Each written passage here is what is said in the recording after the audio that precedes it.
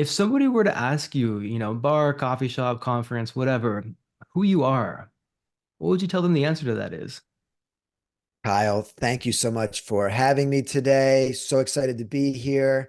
For everyone listening, be sure to like and follow Kyle and the podcast. That's a great question. And it actually connects to some of the things I'm most passionate about, helping entrepreneurs and leaders and everyone really kind of discover what's in their heart and soul Hmm. and what's most important to them. And so who I am, when I kind of think about some of those things that are most important to me, I guess my answer would be a husband, father of three, son, and maybe entrepreneur next. But some of the, most important things in my life would be my family and health. And then certainly I really love entrepreneurship and serving other entrepreneurs and, really going for big things.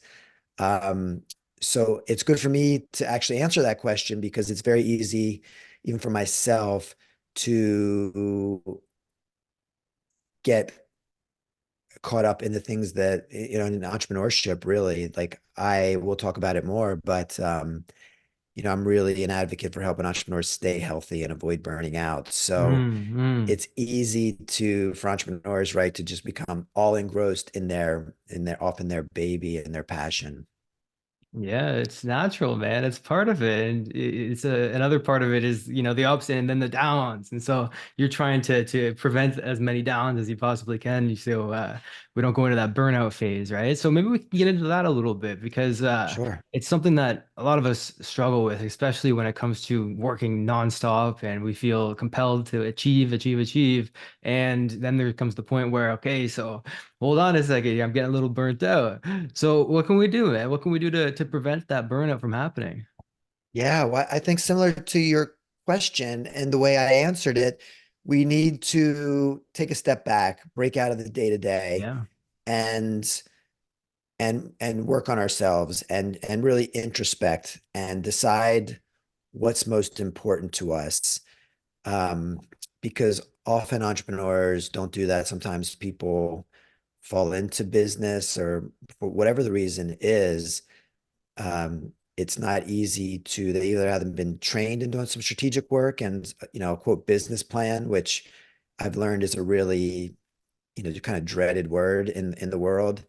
Just this morning, I saw a friend of mine who's got a TV studio, and he said that he wrote a business plan for a potential partnership for an ex-professional athlete here, a Philadelphia Eagles player. And that ex-Eagles player requested a plan only because he's considering investing, but that's probably just going to go on the shelf. Yeah. So, I think making that, strategy useful is important. So, to answer your question, I think we need to break away, think about what's most important to us, and then look through those lenses and try to keep that a priority, which is not easy to do, right? Because it's very easy to make extreme sacrifices as entrepreneurs. Yeah. And, for example, sleep is something that I've identified as like the first pattern of, the first thing to really get scale back and scale back and scale back. Yeah. I mean, it's important, man. You're a doctor, right? What are you a doctor in? Yeah, so I'm a physical therapist and I have my doctorate in physical therapy. So it's a clinical doctorate. Gotcha. Okay, perfect. So how do you use that to kind of correlate what you do there with helping entrepreneurs not burn out and really have sustainable growth? Yeah, great question. With my physical therapy background, and I'm also a personal trainer. So with my healthcare background, I'm knowledgeable, obviously, in exercise and physiology and biology and anatomy. So in 2018, when I started putting the framework together for helping other entrepreneurs to scale and stay healthy, I put all this into my book, The 4% Breakthrough. the process that I came up with was the first section was introspection, which I started to touch on. And there's several exercises in that section that I recommend. And then the second section is some business fundamentals that I'd recommend putting in place, and kind of like we were just talking about, some strategy and having a plan. And then lastly, integrating health. And the way I broke it up was mental health, nutrition, sleep, exercise, and posture. And then even after I published the book, the things that I would add would be play and humor. So, Mm. I had a lot of knowledge in the exercise and the posture areas, but definitely had to do a lot of research on the mental health and sleep and even nutrition. Nutrition is the area where there's the least consensus of information. Yeah. There's a lot of Right. differing opinions, right? If you listen to Peter Attia, Andrew Huberman, whoever your thought leader is, your preferred thought leader. And then play and humor, you know, I suffer from this, and there's a great book, Humor Seriously, that two Stanford professors teach, and they teach how to just bring more fun into the world, into the Stanford Business Program. So I think that's important also. So yeah, that's the process that I laid out to really do it, and just like many things, each step builds on the next. So it's not easy, but I think those health components, and especially with my healthcare background, the one thing I would say with the health is it's very difficult to know what is good data and what's not. And, even the national news kind of puts out information sometimes and they don't necessarily um, vet the research. So critiquing research is very difficult. You have to have a knowledge of statistics and whatnot. And so yeah, for everyone listening, just do your best to, kind of critique. I mean, the first obvious question would be who's paying for the study, right? If Ah, it's yeah, that's an obvious bias. If, yeah. for example, a pharmaceutical company is paying for a medication that they create, that's, and then, if you're using like peer-reviewed journals, their process is they have a board and they have a panel and has to go through many layers to actually get published. Right. Okay. I got you, man. All right. Interesting.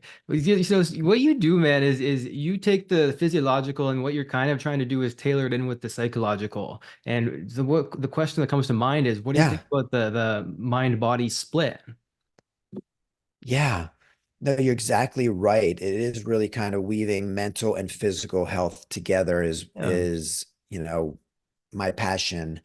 And I the mind body split, yeah, they're so interrelated. Mm. I just started listening to, I don't know if you're familiar with Joe Dispenza. He's actually a chiropractor that is really one of the leading mindset people. And the first book that I'm going through right now is You Are the Placebo. And he talks about Mm. exactly this, and as he's critiquing the literature on how we, like cancer patients, for example, thought they were being given an intervention that was a cure, and then mass news said, oh, that medication doesn't work, and Oof. their tumors had immediately gone away, and then they actually came And it back came back. immediately. Amazing. So, and then the physician actually told the person, no, that's not accurate. You just didn't have the right type of medication. And his tumors went away again. So, I mean, I think it's extremely powerful, and I'm trying to tap into that more. Obviously, Tony Robbins has done a lot of work on this. And, neuroscience is a whole burgeoning profession. So, really, I kind of mentioned you in our pre-talk that I was in Toronto in December, and part of my talk was having the entrepreneurs in the room actually take a couple minutes to do an exercise with me where I combined a few things to really make it powerful and efficient. We kind of did meditation, guided breathing, posture all together, and I had people dream to come up with their vision, do some vision work, Mm. and because it is so hard to break away. And then just like Napoleon Hill and Think and Grow Rich has, it's the most widely sold business book of all time. Um, what Napoleon Hill asked people to do is once you've come up with your vision of what a rich life would look like than to go ahead and imagine you've already accomplished it so that you can become the person you need to be. Mm, mm. So you're really like accelerating that personal growth. So yeah, so I think it's extremely important. And I think if said the opposite way, you will not, if you really don't have a vision of what you want to accomplish, it probably won't happen by accident. Right. And then even more so a vision of what you don't want to happen. Then you can kind of Yeah, get both of them at the same time. The fear on the one side pushing you, and then the achievement vision that you can see on the other side that's pulling you. And so that's you can leverage both of them, which is it's an interesting way of putting it for sure. I like the cohesion that you've got between the mind body split. To me, it's bullshit. I mean, there's one, right? It's like I look at it as my personal unconscious is throughout my body. And so if I've got, back pain or something, it's also affecting my thinking, which right. is something to be taking into account, right? And so when it comes to somebody who's working all the time, let's say on the computer, for example, not a lot of physical exercise is going on because there's this constant compulsion to work and succeed. What do you recommend to somebody like that in terms of really being able to, well, incorporate the body and move the muscles and get some blood flowing at the same time? Sure. I mean, just some immediate Yeah. tactics would be the the ideal recommendation is to move more than this, but let's just start off every hour to get up and move. And you can combine this with some efficiency concepts like the Pomodoro technique. Yeah. You could maybe do like a 45 minutes, rather than like the traditional Pomodoro, which I think is like 20 minutes of like focus work, maybe even extend that, right? So do 45 minutes, try to turn your phone, be disciplined on airplane mode, and then take 15 minutes where you can walk around and you can return some phone calls, even, check some emails standing versus being at your desk. But really once an hour would be the minimum to get moving. And then uh, for the people on video, and I'll try to describe it for the people just listening, a simple little posture check I'll teach everyone. This is my favorite posture exercise because it's very easy to just become a C-shaped curve over your technology, over your Ah, laptop, your phone, yeah. whatever it is. So if you just, with your shoulder blades, even just like trying to sit up tall, right? You probably just felt your core engaged, but if you sit up as tall as you can with your shoulder blades, take them up to your ears as if you're going to shrug, right? So now you're contracting all your upper shrug muscles, your trapezius. And then if you actually go backwards with your shoulder blades and try to pinch them together, and now if you go down with your shoulder blades towards the floor, Mm. so your backwards and your down muscles are very rarely used. The upward muscles are used way too much. So if you try to maintain the back and the down, and about 80% of that, so you don't feel like you're really extreme in your position, those are going to incorporate some of the slow twitch muscle fibers for the next hour until you check yourself. So if you do that 10 times every hour, really in a matter of days, it will actually become a habit. So moving every hour, checking your posture, trying that simple exercise I just explained. Slow twitch muscle fibers? What's Correct. Yeah. that? Yeah. So you have fast twitch muscle fibers and slow twitch muscle fibers. So even if you think about a turkey on Thanksgiving, right? So the white meat and the dark meat is just the different types of muscle fibers, based on more blood flow and just how they're designed. So fast twitch, like sprinters, for example, have really high percentage of fast twitch fibers versus like endurance runners would have more slow twitch. So yeah, these postural muscles, these aren't the big movers in our body. If you think about what's going to help you, bench press or do pull-ups or, squats, really heavy movements. These muscles that I just described in our shoulders and our back, they're meant for long periods of time. So unless we actually use them, you could go to the gym and, be a power lifter and really lift heavy weights.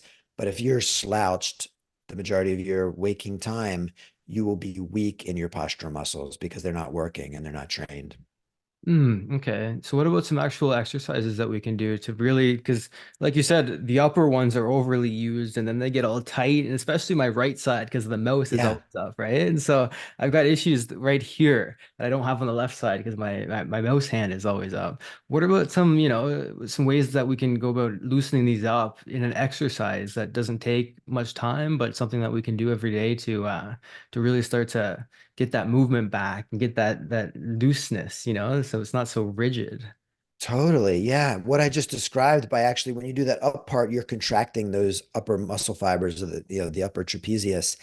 So that will help then as long as the rest of the hour you are keeping your shoulders down and back. So you don't have, it would be just like bending your arms like you're trying to flex your biceps. If you did that for, 45, 50, 55, 60 minutes of every hour, that's going to get uncomfortable. You have all these byproducts of Mm, muscle contraction, all these chemicals, that'll accumulate and cause tightness and pain.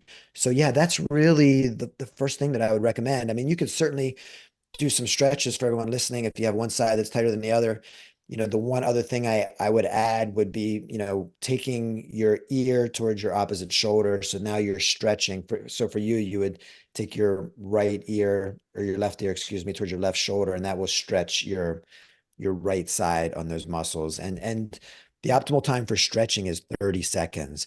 Most people with their mm, stretching don't hold long enough, right? Because stretching isn't necessarily the most fun thing. You don't see results like you do with strength training. So yeah, try to hold 30, either use a watch or timer or literally count 30 Mississippi. So, because your body has some protective mechanisms like your Golgi tendon organs that protect you. So it probably takes about 15 seconds to start to override that. So it's really between 15 and 30 seconds where you start to get true relaxation and lengthening of the muscles. mm. Okay, that's good to know. So the stretch is like this, so if it's your right shoulder Correct. that's tight, left ear to the shoulder, and what comes to mind with it is Yeah. the fact that if you're low on serotonin, you have an issue with your shoulders being too far forward, generally speaking, especially when you're walking. You can see it with people. If they, and this might be an overgeneralization, obviously, but if you do have an issue with your shoulders being back, it could be a sign of low serotonin or even depression, which is interesting. And so it goes back to the whole oneness of it all. And Right. really by Yeah. starting to stretch that out, you start to really get that optimization mentally as well as the physical benefit too, which is powerful. That's so cool. Where did you get into that? Where did you learn about the cohesion or the oneness of the two? Yeah, I mean, in physical therapy school, we certainly cover a lot of, the basics, anatomy, physiology, biology, chemistry, and even my bachelor's degree in exercise science, exercise physiology. So, but my first clinical and my research in physical therapy school was in neurology. And then I worked full time Hmm. in neurological rehab for a year, and then really brought that to orthopedics and sports medicine. And now with my work with entrepreneurs and leadership, I'm just realizing how important the neuroscience is, right? Some of my favorite people in the world are, Matt Walker, who's a neuroscience specialized in sleep. I mentioned Andrew Huberman, a neuroscientist at Stanford. So yeah, this brain body, all these interactions are some of my favorite things now to study, almost for different reasons, right? Not, instead of just treating patients now, helping entrepreneurs and leaders as well.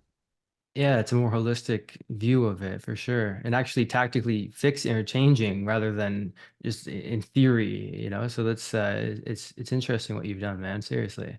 What And about and some your and your knowledge are obviously, yeah, very. I love hearing that connection with the serotonin and the hormones. Um, where do you know keep up with your data?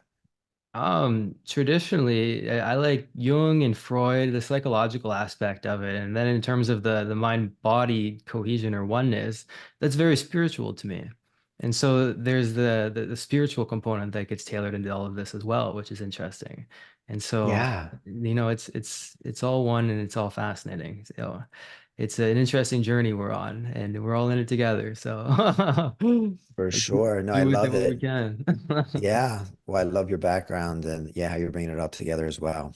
I'm doing my best, man. I'm doing my best. So what about in terms of the ways that you can actually get immediate results for an entrepreneur or somebody? What's something that we can do to get some tangible return on our physical investment? Oh, wow. That's a great question. I think what I would suggest is probably looking at how you're spending your time in a week. And there's a tool that I use and created. It's called a success schedule, and it's really just a time map. So once you identified how you're spending your time, think about how you want to be spending your time in the various buckets, however you want to categorize them, but work in the business, work on the business, and probably start with your priorities, like your sleep, like we talked about earlier, your family time, um, your nutrition, your exercise. And once you lay this out, you may have where you are and where you think you want to be, and you might have to have a couple middle steps of what you think is realistic to just start to change, and then try to execute 80% of that, but really make sure you're keeping your non-negotiables. Again, some of the sleep, exercise, time for yourself, your mental health, time for your family.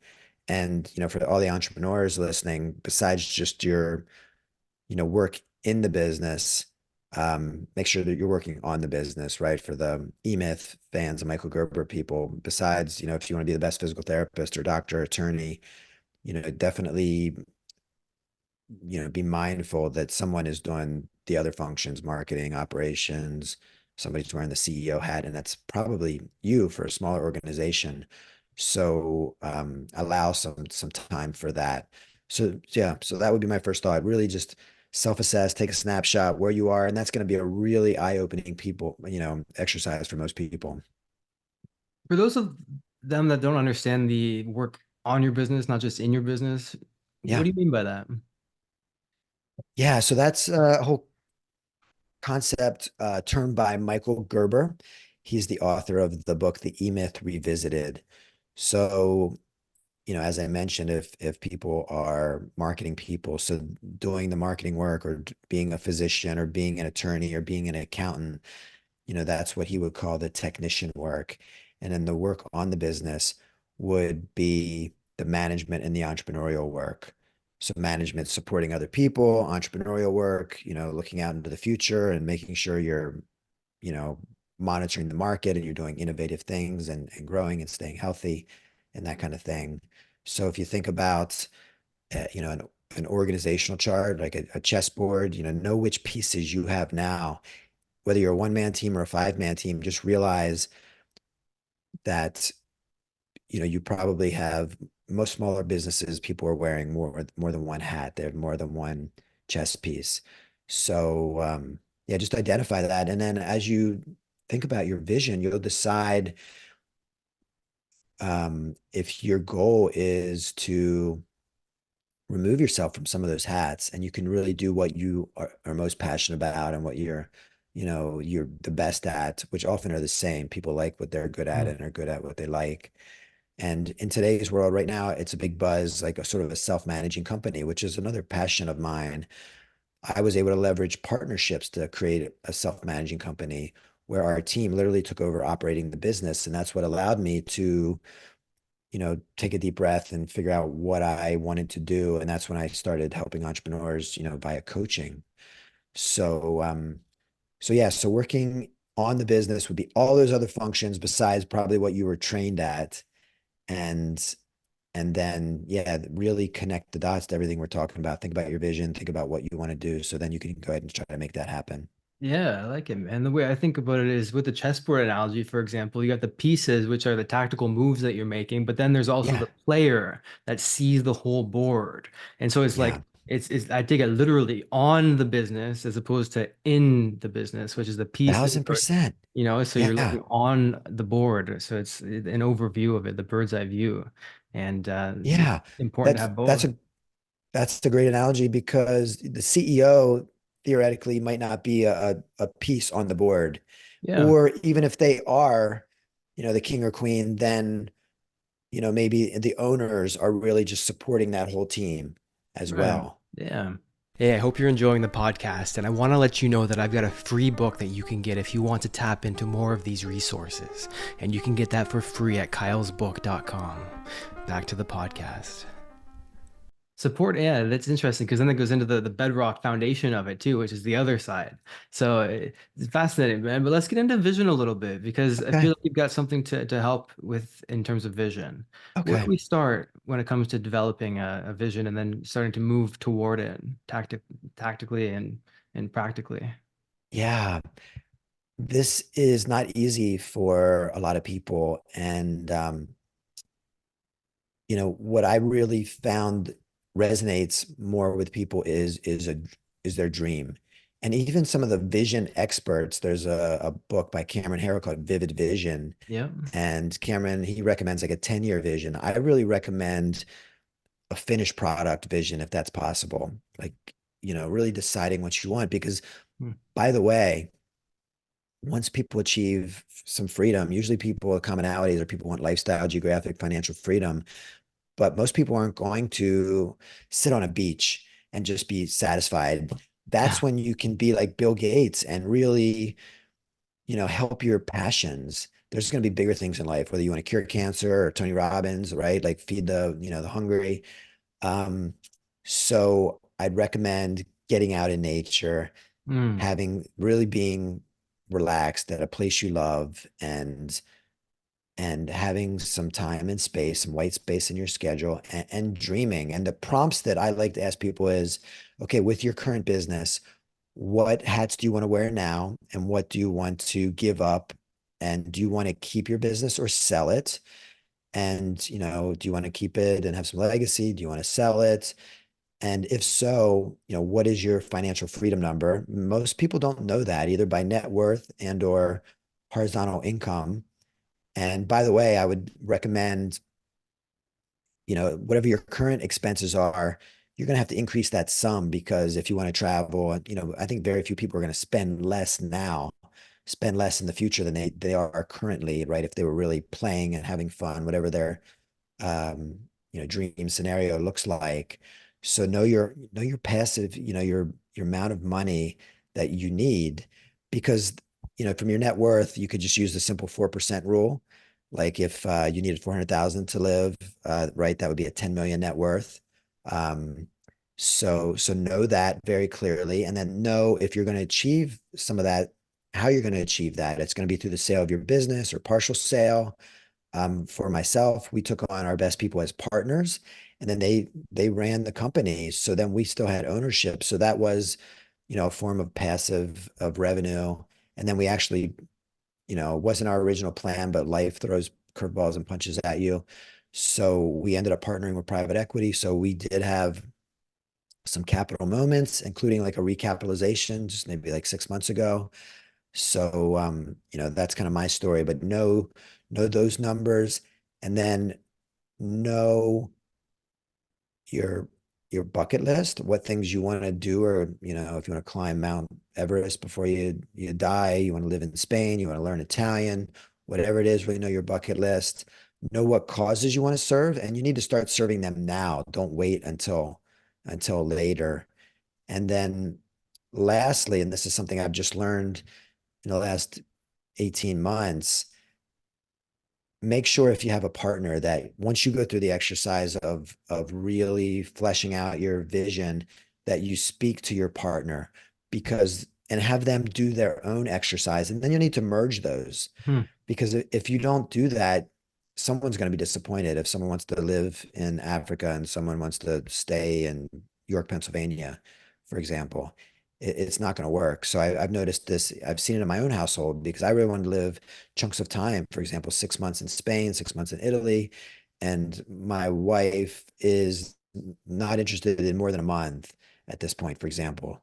Um, and I've just seen other people as well. So those are a few of the prompts that I've realized that really um, people should think about in their vision. And the more clarity you have with this, like really actually trying to draw some of this out. It's a hard exercise that my mentor asked me to do, and I avoided it for at least 5 years. But then when I finally did that, it did help bring some clarity. Who was your mentor? Yeah, I was lucky enough to have several mentors. This was Marilyn, who it, she was trained as a teacher, and then she took a sales position at IBM, and then she quickly was managing people, and then she was taking all the new companies through IBM through their business planning process in Mm. the 80s and trained me in the, traditional business planning process. And that's really like been a secret sauce to, our original company, Breakthrough Physical Therapy and Fitness's success, just learning that process and getting better and better over time. Okay, I got you, man. So yeah, when it comes to the monetary vision, it's like it's it's interesting because the money of it isn't enough because I'm finding this out right now. Growing Yeah, up, it was always like, oh, I want to be a millionaire. It's like, and I found myself identifying with the money, even to yeah, identify as a millionaire. It's like right. your identity is directly tied with the amount of money that you have, and it's as I'm finding out, it's not as fulfilling as I thought it would be. It's not much has changed since you have like little money to having money. It's like, yeah, you got more freedom and I'm grateful for that. But also at the same time, you still have the same 24 hours in the day. I'm still the same person. So it's uh, what we need is more to attach our value to, more to strive toward, as opposed to just the money portion of it. So yeah, we need the Totally. money for the security and for the freedom, but then there's also the holistic vision that we have to step towards that's beyond the money, more so, and this is spiritual as well, more so towards the experience of it rather than the end goal of it. So how do you balance the two? If you've got the vision and you're here, how do you balance the experience appreciation moving forward while also still striving towards that goal, knowing that when you hit it, it's not going to be all that much because then there's going to be a new goal. So really the Right. experience day to day is for me, and what I'm finding is what's important with it. How do you think about all that? Totally. We'll go back to what you said a minute ago. I think that there's two physicians in New Jersey who they wrote a book called Wonder Drug and how serving others is the best medicine. And Mm, that's why I ask what your causes are now, because you will not have happiness and fulfillment. And it's been very well researched. And even for me, when I started coaching and consulting, similar to you, I made the, what I'll call it a mistake of just being very sort of like numbers focused. I want to hit X revenue. And then I realized through some, great colleagues and mentors that now at that time then I changed it to I want to serve X number of entrepreneurs. And of course mm, that correlates to, revenue yep. and profit and those kind of things. Um, and then, your question to me makes me think about there's a book and a concept called The Gap and the Gain. And, many high strivers and leaders were really focused on our targets. And of course, we don't always get there. And, you know, sometimes we really are hard on ourselves and we feel um, negative about it, that gap between where we are Yeah. and that goal and target. And Benjamin Hardy and Dan Sullivan talk about balancing that with the gain and looking backwards on how far we've come. So we always have to really have it in a positive mindset. And of course, we have to keep going for big goals because there's actually a lot of research to show that that is more fun. There's more likelihood of actually achieving that. So it is a very difficult dance, and entrepreneurs struggle with this. Right? It probably connects to like imposter syndrome, how more like high strivers are suffer from that. I Yeah. don't know. Are you familiar with that? Right. Oh yeah, of course, because they're Yeah. identifying with the where they want to be. So there's the gap, and there's always Yeah. that dissonance between the two, which creates unhappiness, as opposed to balancing the two at least, which is interesting. Looking how far you've come. So it's not. I'm always not where I should be. So there's this gap and causes unhappiness right there. You look Yes. how much you've achieved, and then the progress that you've made as well as having the goal that you're aiming for, which Right. is you having the both of those there. It's interesting, man. Are you in Genius Network? You've mentioned a couple of people, Dan Sullivan, Benjamin Hardy. The other one was the Vivid Vision, Cameron Harold, all Genius Network members. Are you familiar? I'm not familiar. Tell me. Oh, okay. Yeah. It's a high level connection group that it's almost all the people that you've quoted here are a part of it. So that's why I was wondering. It's Joe Polish's group. So it's Oh, you're oh, interested in these people, then it might be something you want to check out. It's interesting connection group for high oh, achievers. absolutely. Yeah, check it out. And I've heard of Joe Polish from Ben Hardy's last book, 10X is easier than 2X. And I definitely am an advocate for surrounding yourself with great minds and people that are going to challenge you and stimulate you. The group that I'm a part of is GoBundance, which is a national mastermind that I couldn't say enough good things about as well. But I'll definitely check out Genius Network. Thank you. Right on, man. What have been some of the biggest benefits that you've gotten from being a part of these masterminds, being a part of these groups? Yeah, I'm 52, and what I say to people is there's definitely a lot of 30 and 40-year-olds and even one or two 20-year-olds. I just wish that I would have been exposed earlier because I definitely would have been, further faster. However, I was on my own journey, kind of like you're talking about, right? Everything happens as it should. So, I don't regret anything, and I had to make every mistake that I did, and I'm going to pay it all forward and help, my family and friends and everyone I serve and support get further faster. But definitely in some ways, right? I wish I would have um, been exposed to, a lot of the books that I'm mentioning, right? I really didn't become an avid reader until the last 5 or 10 years and, expose myself to people with more of an open mind and growth mindset and whatnot. So I think there's a lot of truth to that. Just maybe 2 weeks ago, I was attending as much as possible of Tony Robbins' Unleash the Power Within, and he talked about it about of course Jim Rohn was his first mentor, Yeah. and who you surround yourself with, and he also just talked about leveling up your standard. So yeah, so I think that matters. So for everyone listening, definitely, you don't have to like eliminate, your family, but just think about how you can spend, more time with some people that are probably going to challenge you and or, mentor you. Right. Yeah, no kidding. And eliminate the family. No, don't want to do that. That's funny, man. Yeah, it's an interesting conversation, man. We've gone through a fair bit. What I'm wondering is if I were to ask you any question that you think would be able to provide the most benefit, the biggest results for somebody listening in terms of their business, in terms of the way that they view the world, what would that question be? Yeah. So I guess the answer to that question would be, if you ask me, yeah, what that one thing would be, Yeah. rather than just take action, take strategic action is like my mantra. So just yesterday, I was interviewing a gentleman who was a scientist converted, Brian Margolis, to consultant coach for 13 years. And he and I are very aligned on, he's very passionate about strategy. And the scientific method is actually one of the ways I look at it. So he had his shirt says, be intentional. Um, so rather than, you hear many, many people just say, take action, get started. But right, if you're running in the wrong direction, you're not going to get to your destination. So, you do have to take some action. You can't be 100% standing on the top of the mountaintop and not, Yeah. go to battle at some point. But it probably only needs to be about 10% of your time, and do that first. So, and then of course, once you actually take some action, you can adjust it. But I think that, many, especially salespeople,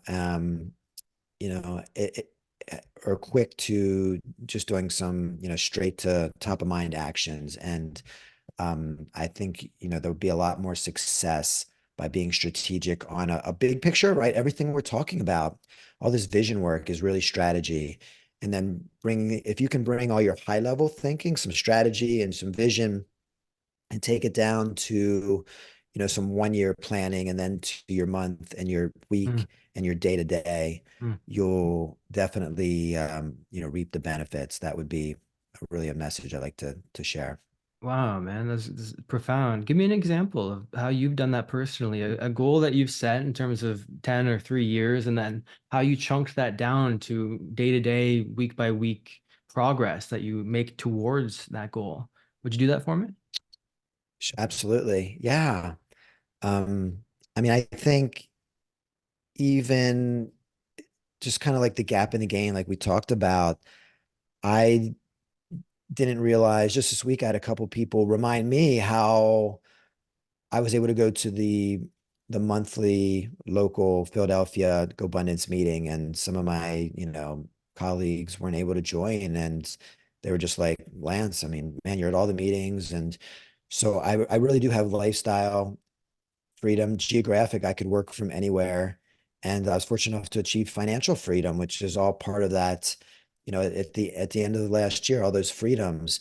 So probably Think and Grow Rich, Napoleon Hill's book that we talked about.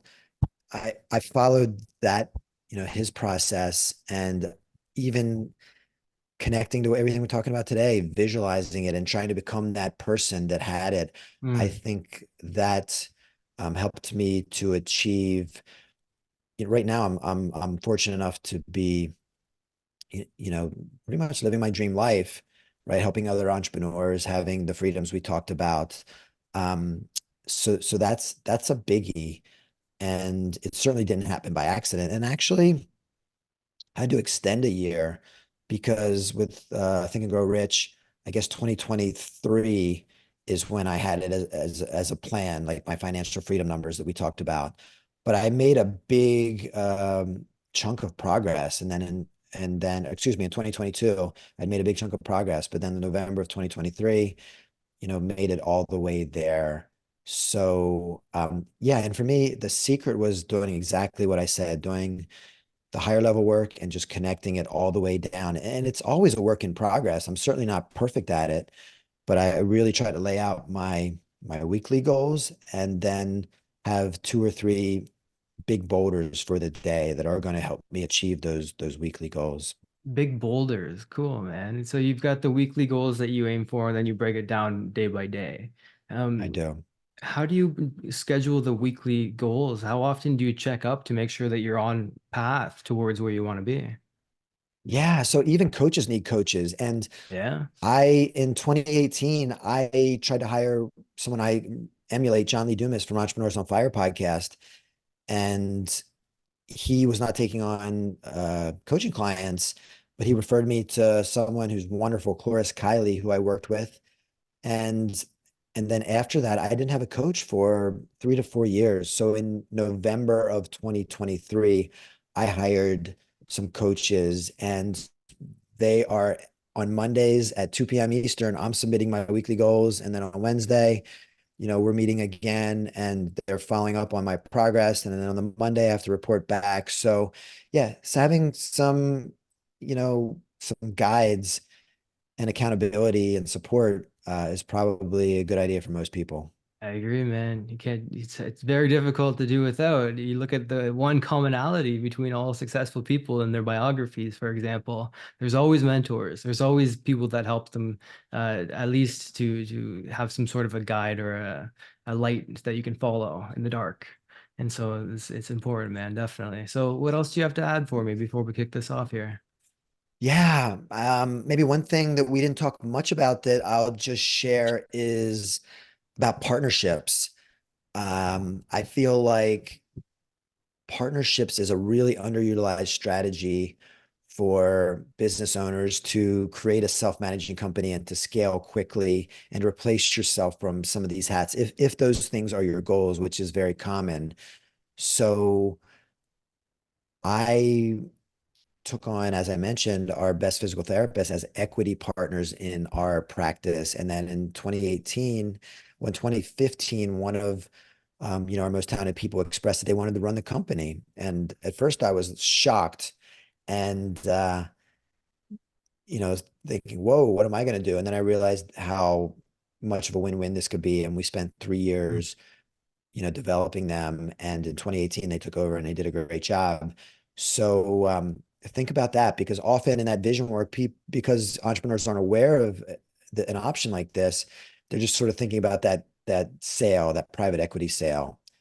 But this could be way better. You could still, be like a handful of people that have accomplished this. I mentioned Gino Wickman or Ray Dalio. And Ray Dalio, it took him 35 years and he had two CEOs and he had to jump back in. So it's not easy. The more intentional you are, the better. But you could still have some ownership and you kind of keep your profit generating machine. And you could decide, if you're still, the majority owner or not, and how that could all work. But then you could spread your wings basically like I'm doing and move on to your next passion. Yeah, it comes down to would you rather have 100% of 100 grand a year or 50% of a million a year or something like that. And Right. there's a lot of validity to that. So something to keep into account. How did you meet your partner? That's another question that comes up. How did you specifically meet yours? Yeah. So what I'd recommend is your own great people on your team. As you're spending all these resources bringing, world-class people into your organization, you're probably going to have your most success developing your own people. Bringing in an outside person as a partner would be very unlikely to have success because I use the dating analogy when I'm talking about partnership to others and people on our team. You really need to get to know one another and date before, definitely equity partnership is marriage. If it doesn't work out, there's going to have to be a legal unwinding, right? And that would, of course, the attorneys get involved. So you have to really think through all things before you step into it. You've got some bad experience there. I could sense some pain coming off you with the all the attorneys getting involved. And then, do you have Well, a story for for me? yeah, well, fortunately, with Breakthrough, it was only positive. However, I kind of was dating in a different scenario before that, and I had a 6-month internship, which really taught me a lot. And, a former student of mine asked me to, extremely talented, to join him and the other person that he was working with. And I did that for 6 months. And fortunately, we had everything in writing, but it wasn't finalized because it just wasn't meant to be. You're going to find out people's true character and how they work under pressure. So you need to give it enough time. But even without being finalized, attorneys got involved. And I mean, nasty stuff happens. Like a phone number that I had prior to this relationship was, part of the conversation as to being, the property of the other group that I Mm. wasn't going forward with. So yeah, things can really get contentious and nasty. Definitely put in your time because yeah, you do not want to go through any unnecessary legal stuff and just legal stuff in general. The more I help entrepreneurs and the longer I'm on my entrepreneurial journey, um, for everyone listening, keep your antenna up and try to be proactive because, yeah, any type of litigation uh, is really long and painful. Just this week, GoBundance, a friend of mine in their real estate portfolio has a situation that could be litigious, a house that was renovated and someone talking about lead levels in their children. Mm. Mm. So it's there's things that you're gonna have blind spots. So try to be as 360 as you can. Surround yourself with great people, and definitely, avoid legal because sort of the commission-based attorneys, um, they're not nice people.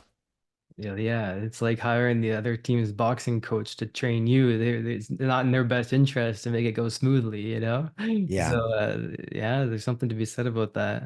And we'll kick it off with this. How can we prevent negative litigation? How can we prevent these arbitrations, these court settlements that you have to go into?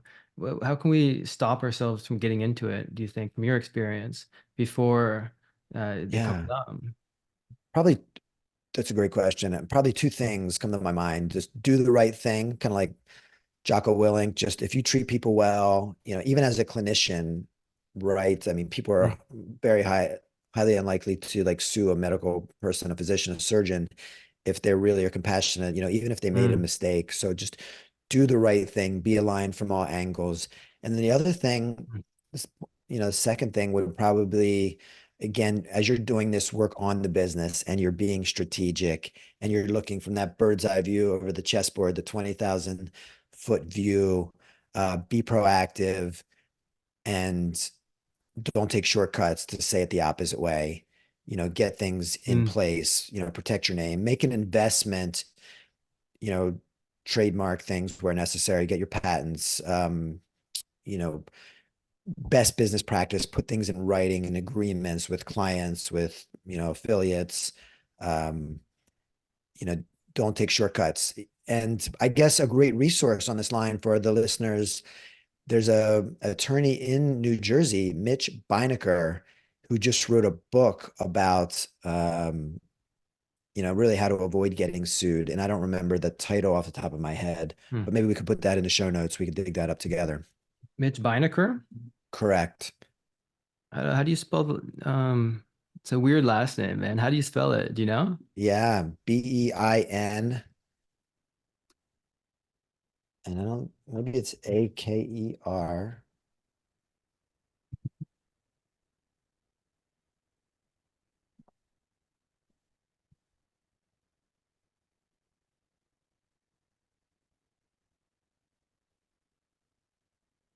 Oh, I found it. Okay. 10 ways to get sued by anyone and everyone. That's Yeah. it. Mitchell C. Beinecker and Barry H. Cohen.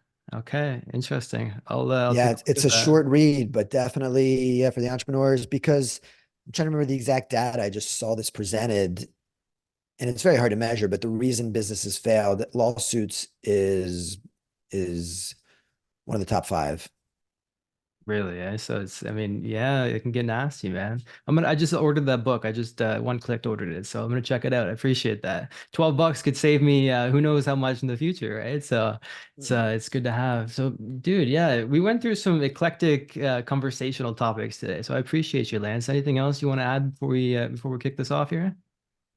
No, I appreciate you as well. Yeah, I guess for anyone listening, always happy to help anywhere I can.